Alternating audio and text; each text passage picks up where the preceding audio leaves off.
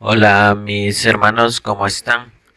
Vamos a prepararnos lo que sería nuestro estudio del libro de congregación. Para esto, pues, este video es basado en las preguntas y respuestas.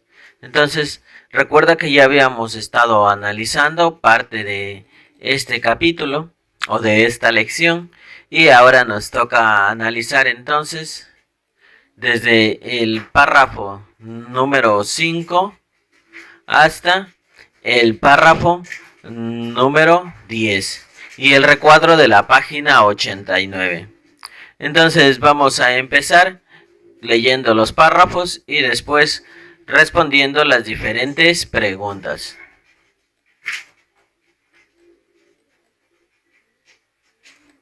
Empezamos entonces con nuestras preparaciones y la pregunta del párrafo número 5 es: ¿cómo predicaron Bernabé y Saulo en Chipre? Vamos a hacer la lectura del párrafo número 10. Bernabé y Saulo salieron de Antioquía y fueron caminando hasta Seleucia, donde allí viajaron en barco hasta la isla de Chipre, a unos 200 kilómetros, 120 millas. Como Bernabé era de Chipre, seguro tenía muchas ganas de anunciar las buenas noticias en su tierra. En cuanto llegaron a la ciudad de Salamina, en la costa este de la isla, se pusieron a predicar la palabra de Dios en las sinagogas de los judíos. Luego cruzaron la isla de punta a punta, seguramente dando testimonio en las ciudades principales por las que fueron pasando. Aunque no sabemos qué ruta eligieron, probablemente caminaron unos 160 kilómetros, es decir, 100 millas. Bueno, ahora sí vamos a responder a la pregunta número 5. ¿Cómo predicaron Bernabé y Saulo en Chipre? Bernabé y Saulo predicaron en Chipre, saliendo de Antioquía y llegando a la isla de Chipre, donde comenzaron a predicar la palabra de Dios en las sinagogas de los judíos. Viajaron por las islas dando testimonio en las ciudades principales por las que pasaron, como Salamina, en la costa este de la isla. Así que a través de su predicación en las sinagogas llevaron las buenas nuevas o las buenas noticias a la comunidad judía en Chipre. Otro comentario es que las sinagogas pues eran lugares y adoración para los judíos. Surgieron durante el destierro en Babilonia, a poco después, y se utilizaban para adorar a Jehová, aprender de él, leer las escrituras y escuchar discursos. En las sinagogas se leía y explicaba la ley desde una plataforma rodeada de asientos por 3 lados. Todos los varones fieles tenían la oportunidad de participar en la lectura, las explicaciones y los discursos. Estos lugares de reunión pues eran fundamentales.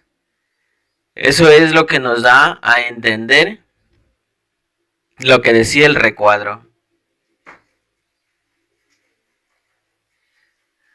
A manera de información, el recuadro dice las sinagogas de los judíos. Literalmente la palabra sinagoga significa reunión o asamblea. Al principio los judíos la usaban solo para referirse a sus reuniones, pero con el tiempo empezaron a usarla para referirse a lugares donde se reunían para adorar a Jehová. Según parece, las sinagogas aparecieron durante el destierro de 70 años en Babilonia, o poco después. Los judíos iban allí para adorar a Jehová, aprender de él, leer las escrituras y escuchar discursos.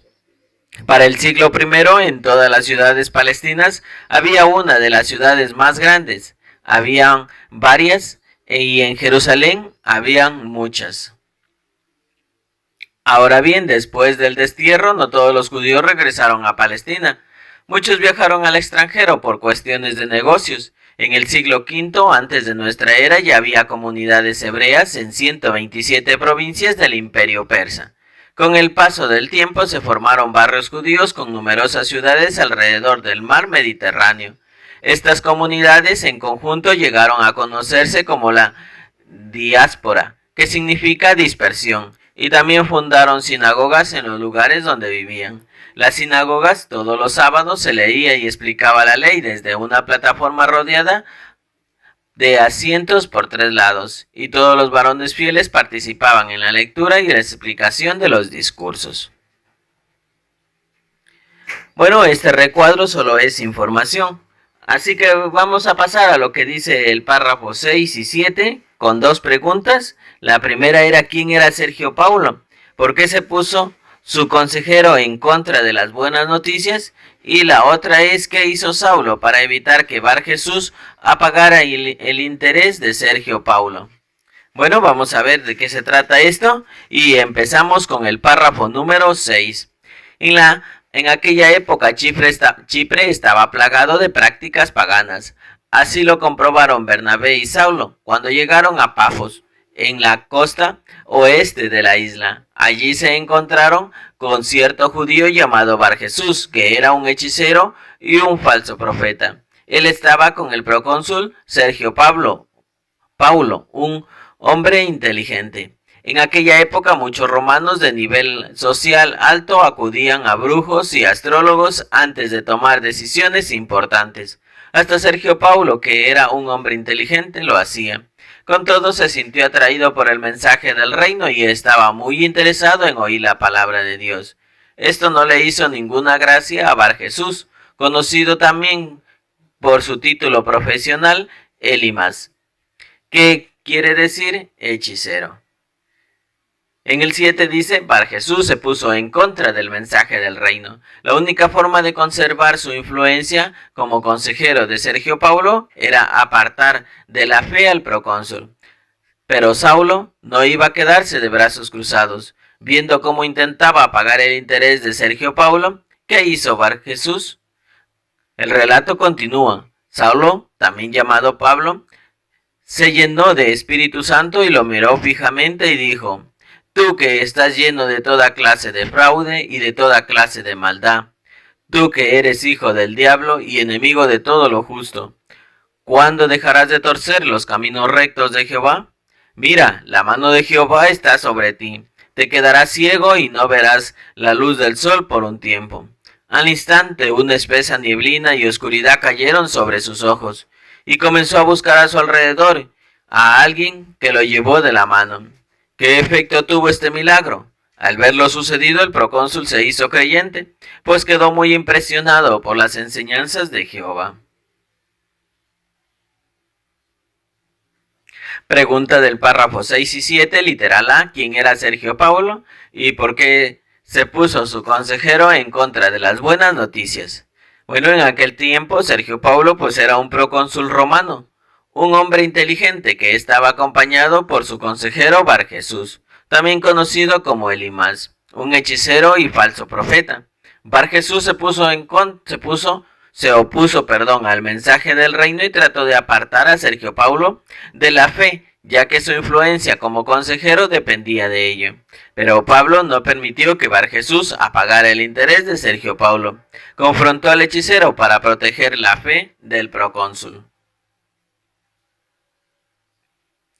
En la parte B, la pregunta es ¿qué hizo Saulo para evitar que Bar Jesús apagara el interés de Sergio Paulo?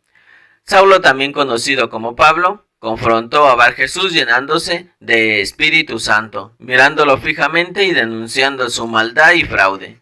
Pablo le dijo a Bar Jesús que era hijo del diablo y enemigo de lo justo, y pronunció que quedaría ciego por un tiempo. Inmediatamente, pues una espesa nieblina y oscuridad cayeron sobre los ojos de Bar Jesús, quien comenzó a buscar a alguien que lo guiara.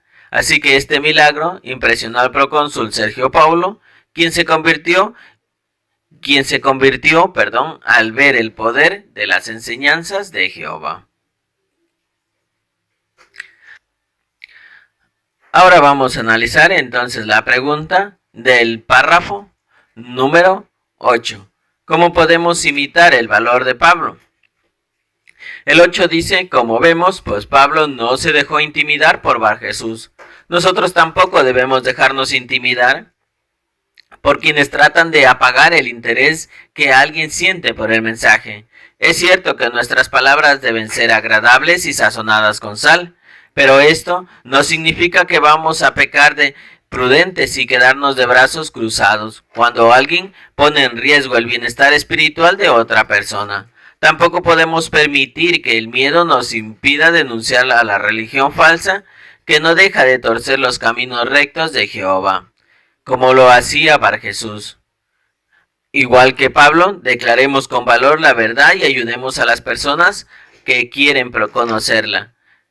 Es cierto que Jehová no nos dará a nosotros el poder para hacer milagros, como si se la dio a Pablo, pero podemos estar seguros de que usará pues Espíritu Santo para traer a la verdad a quienes merecen conocerla.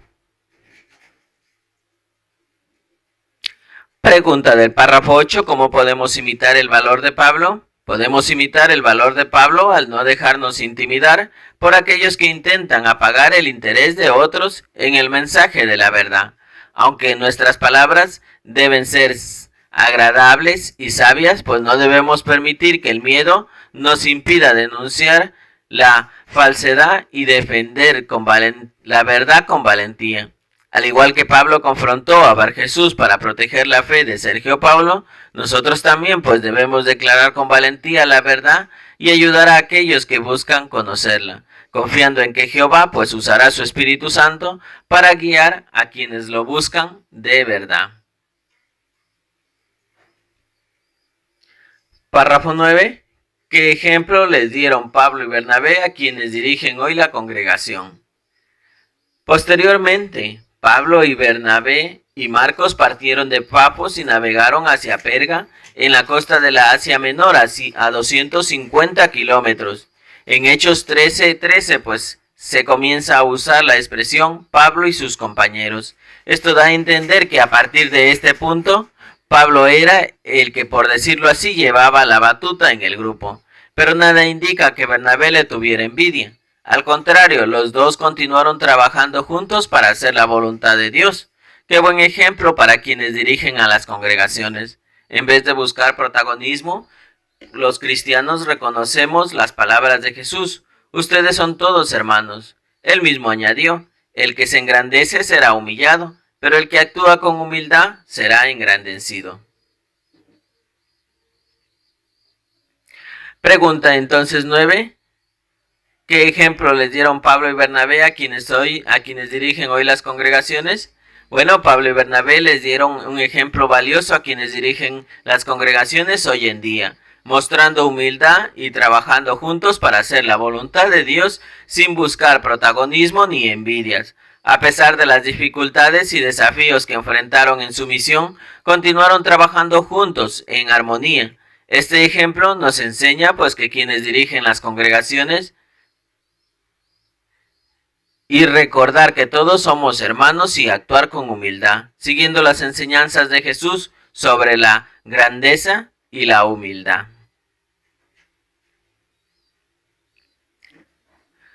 Último párrafo, dice el párrafo 10, ¿cómo era el trayecto entre Perga y Antioquía de Pisidia?